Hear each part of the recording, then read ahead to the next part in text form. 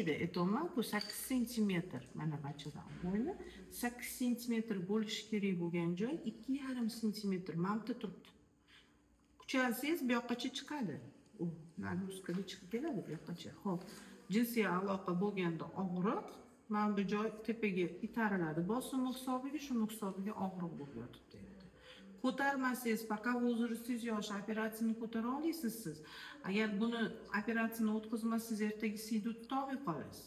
O'sha keyin 45-50 u yog'iga o'sha operatsiyani ko'tara olmay qolasiz. Boshqa ichki kasalliklaringiz o'sha bezovta qilishni boshlaydi.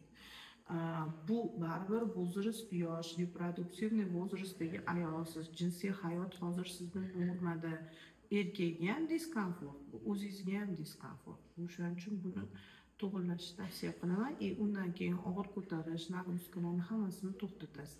Endi machbul puzerga setka qo'yish kerak emas, keyin u ikkinchi darajali ko'rganda hal qilinadi o'sha operatsiya.